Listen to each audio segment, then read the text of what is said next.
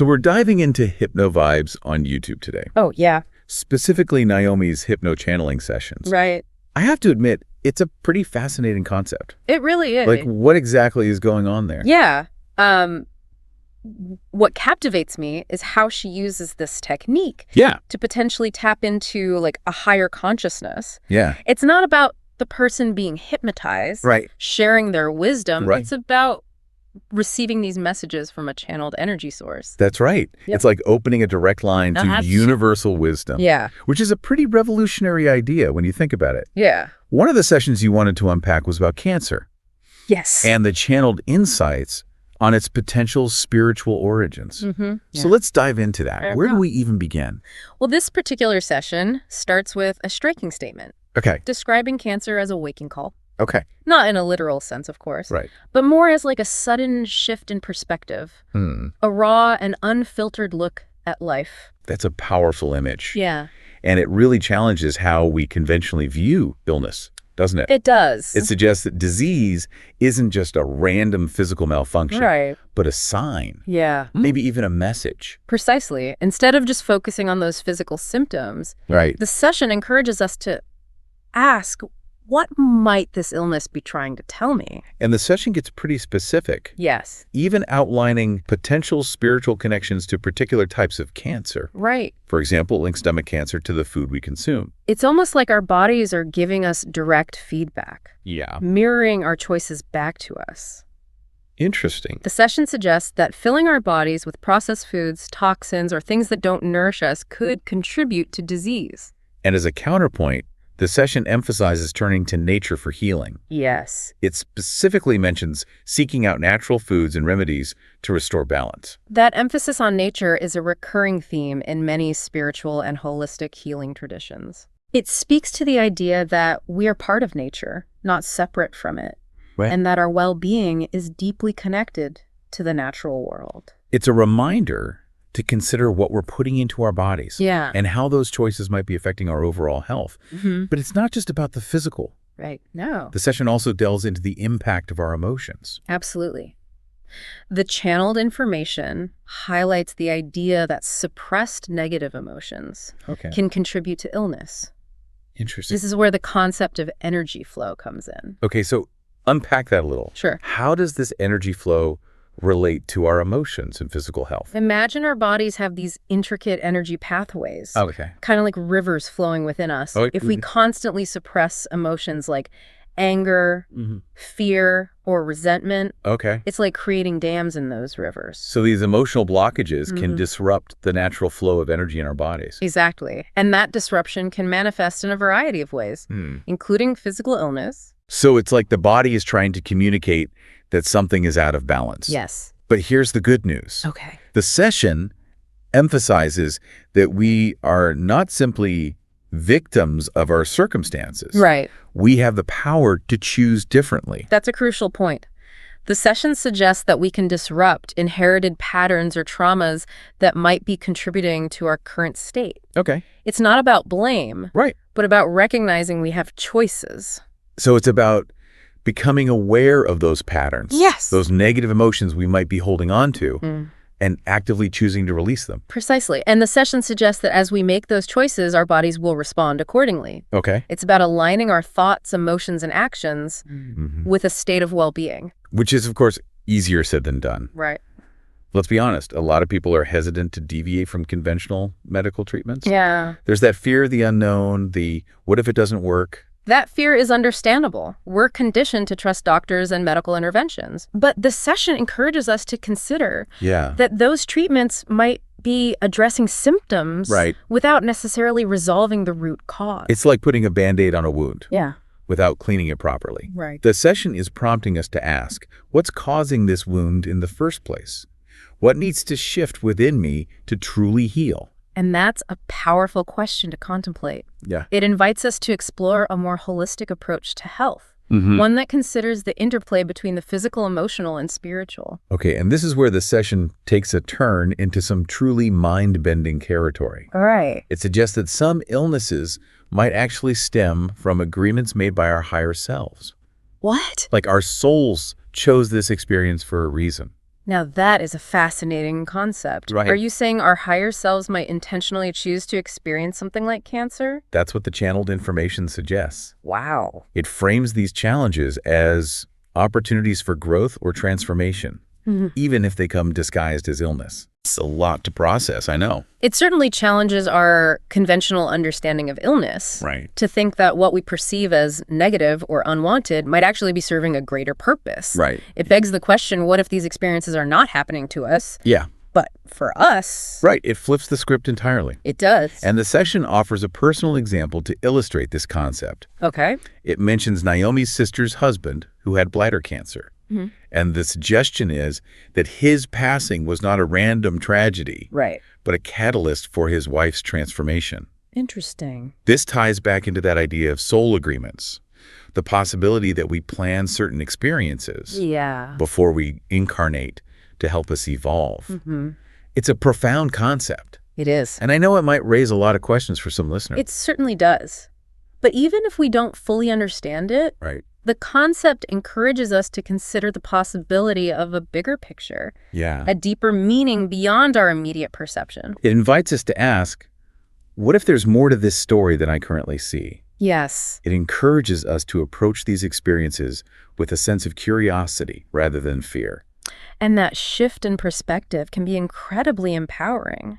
Especially in the face of challenging circumstances. It reminds us that even in the darkest of times, there's always the potential for growth and transformation. That's a really powerful message. It is. It's fascinating how this session weaves together threads of spirituality and personal growth.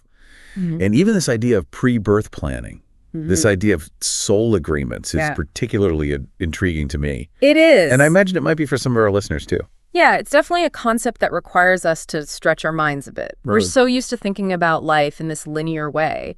But this idea suggests that our souls might operate on a completely different timeline, making choices and agreements that influence our experiences here on Earth.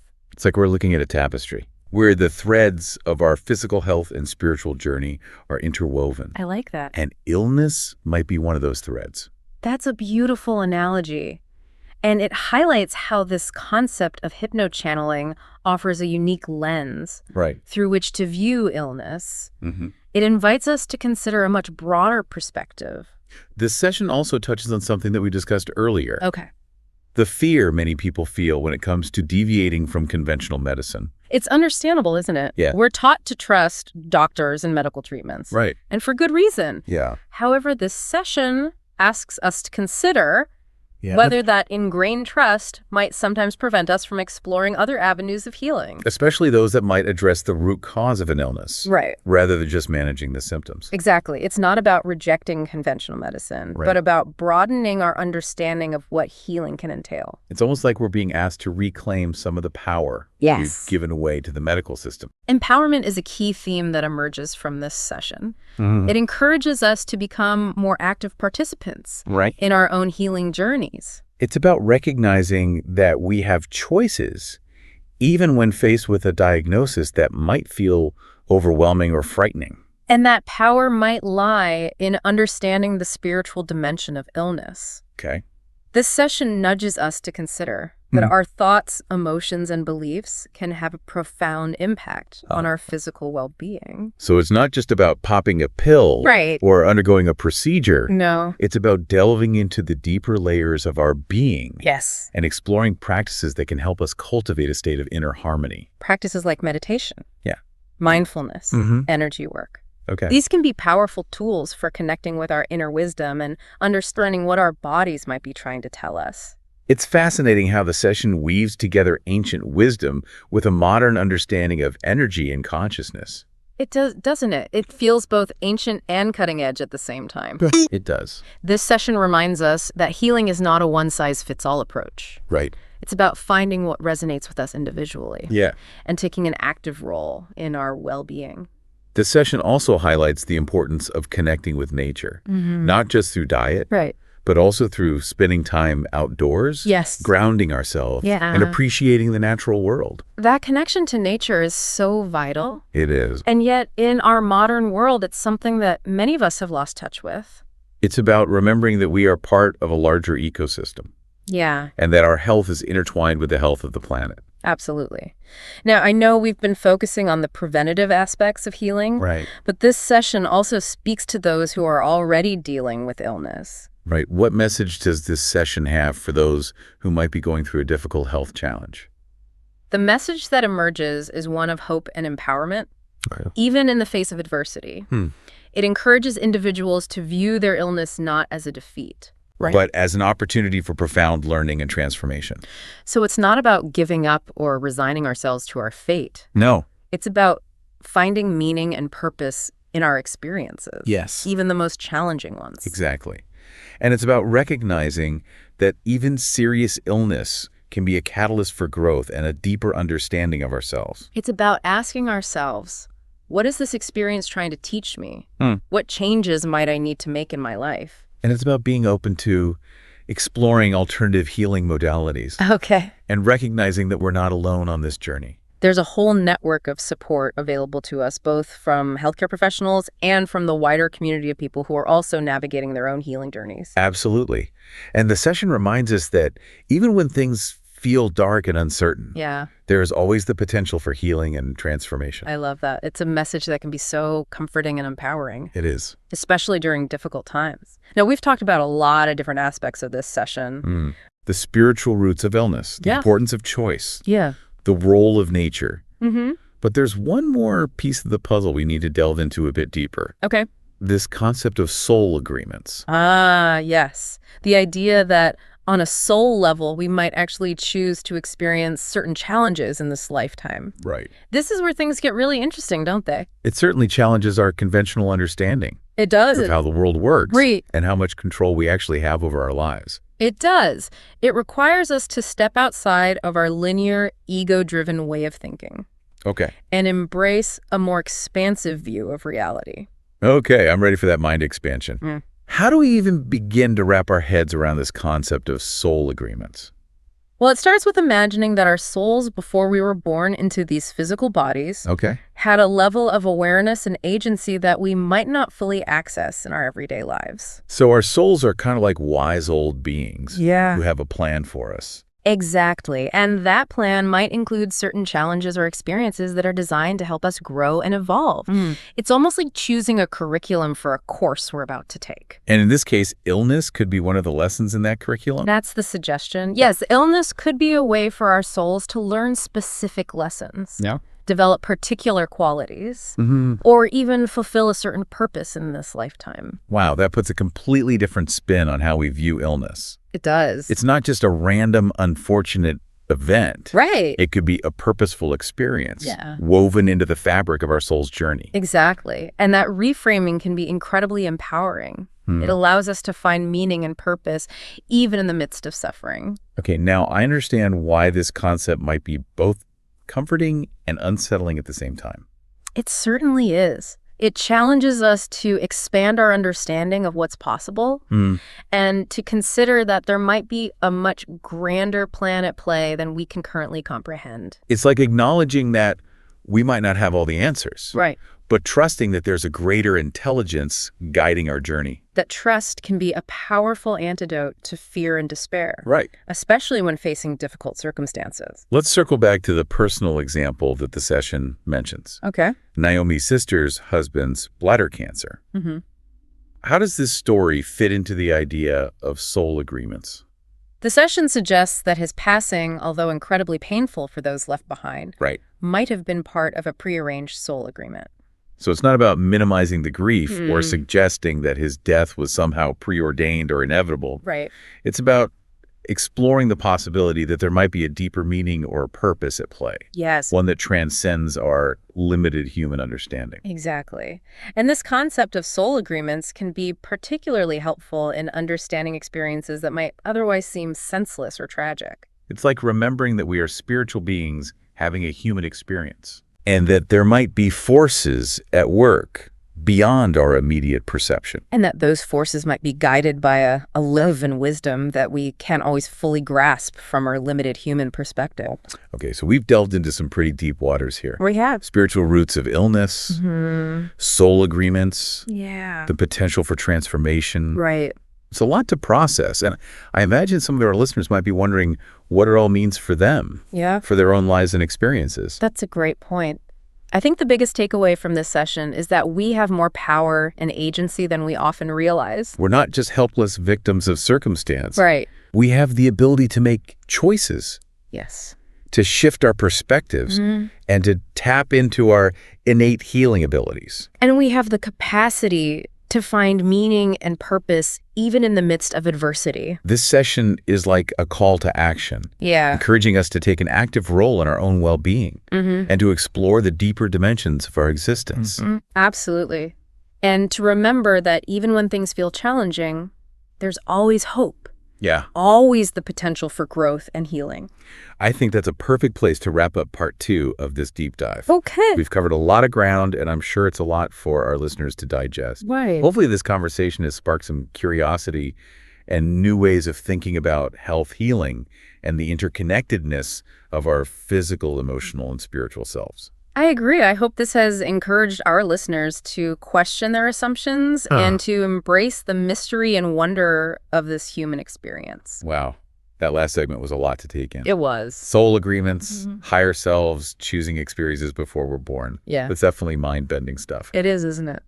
This session really challenges us to consider a much broader perspective on life, death, and everything in between. I think so. I feel like we've been on quite a journey exploring this hypno-channeling session on cancer. Yes. Before we wrap up this deep dive, let's try to distill some key takeaways for our listeners. And what stands out to me is this recurring theme that illness might not be a random event. It could be a wake-up call, a message from our deeper selves, or even a challenge chosen by our higher selves to help us grow. That's a powerful shift in perspective. It is. Instead of feeling like victims of circumstance, it empowers us to approach illness with a sense of curiosity and a willingness to listen to what our bodies might be trying to tell us. Absolutely. And that leads to the second key takeaway, which is that we have more power than we often realize. Right. We can make choices that support our well-being, explore alternative healing paths, and tap into the wisdom of our bodies. Exactly. It's about becoming active participants in our own healing journeys. Not just passive recipients of medical treatments. Exactly. And the third takeaway that resonated with me was the session's emphasis on the power of nature. The channeled information pointed to natural foods remedies and a deep connection with the natural world as being key elements in healing. It's a reminder that we are part of nature, not separate from it, and that our well-being is intricately connected to the health of the planet. It's about finding that balance between modern medicine and ancient wisdom. Between taking care of our physical bodies and nurturing our spiritual selves. I feel like we've only just scratched the surface here. I agree. This whole realm of hypno-channeling and spiritual healing is so vast. And there's so much more to explore. There certainly is. But hopefully this deep dive has given our listeners a taste of what's possible when we open our minds to new ways of seeing the world and ourselves. It's about questioning our assumptions, exploring different perspectives, and embracing the mystery of this human experience. And if any of our listeners are feeling drawn to explore these concepts further, Naomi Zhu, the hypnotherapist whose work we've been discussing, has a book series called The Next Level You. It's available on Amazon, and it delves deeper into these ideas of consciousness, spiritual growth, and personal transformation. So as we wrap up this deep dive, I want to leave our listeners with a final thought-provoking question. If your body could speak, what message would it share with you today? That's a beautiful question. What wisdom is it holding? What changes might it be asking you to make? Take a moment to listen. You might be surprised by what you hear. And on that note, we'll leave you to ponder those questions. Until next time, keep diving deep, keep exploring, and keep questioning. And now, Dave, I'd like to invite the energy that is related to cancer, this disease, because I'm going to write a book. And the goal is to let people know that this disease is not physical or any other disease, but spiritual. There's a spiritual reason behind. So instead of doing those chemotherapies, people need to know what is the root cause of that, and we can identify that, and then we can do something with it. So the energy that is related to this concept can come through, and we'd like to thank you in advance. When I count to 3, you'll be here. 1, coming through this body. 2, almost here. And 3. Hello. Are you ready? If you can let me know who I'm speaking with. We've met before. Oh, what's your name?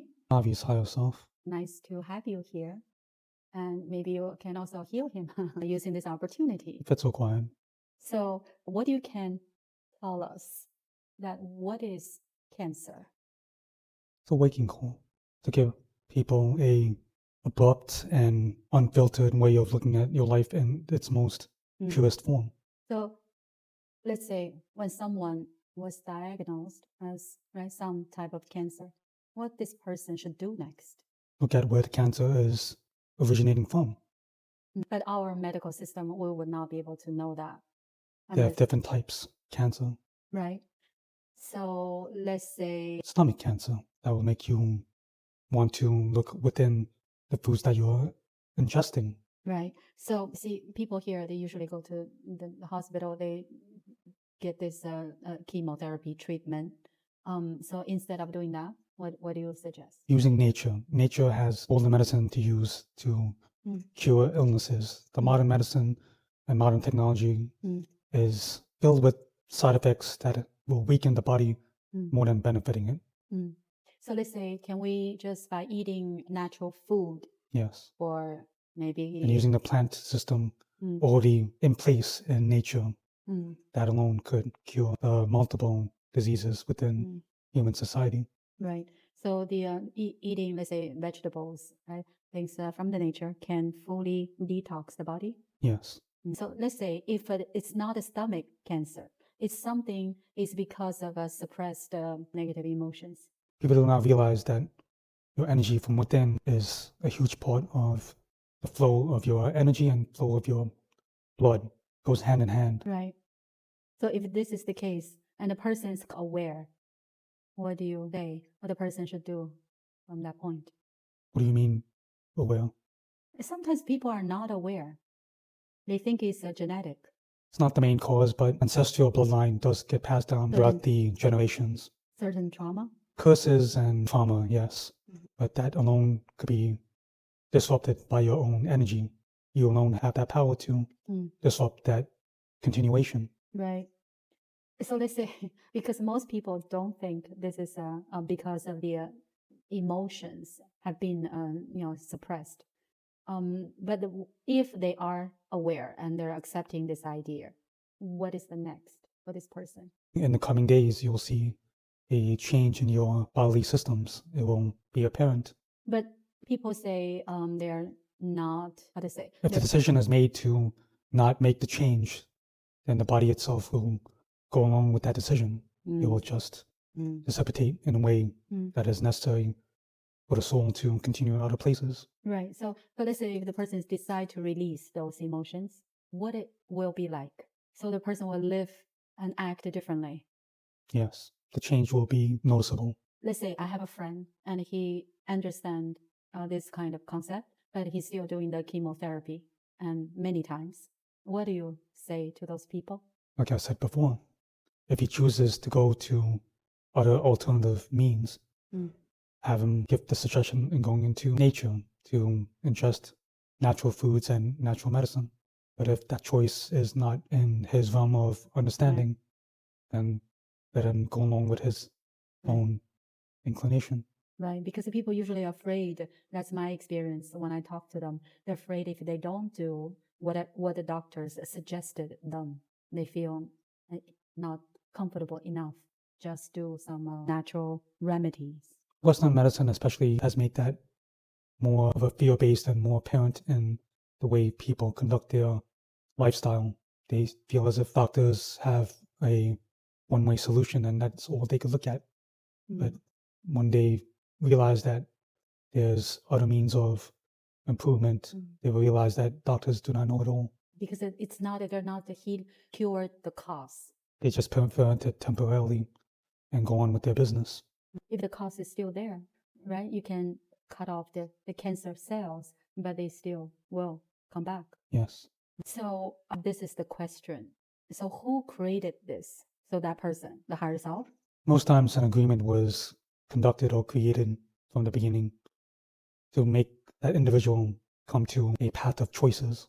So have that person undergo a transformation if it's necessary. Let's say I have this example. My sister's brother, and I'm sorry, my sister's husband. So I channeled, I think it's a bladder cancer. And it seems the reason for him to have this is if he leaves, then my sister will change. And it seems this is the case. He has to leave for her to change. Then that's his soul's decision. Both of their decisions. Both of them agreed on that. Oh, you mean my sister as well? Yes. On the soul level? Yes. I see. So nothing is physical or genetic. Genetic, you said it can be a little bit ancestral. It could be a factor, yes. Very good. And I really appreciate this info. And it will help a lot of people because we're going to put this in a book as a transcription so people can read what you said.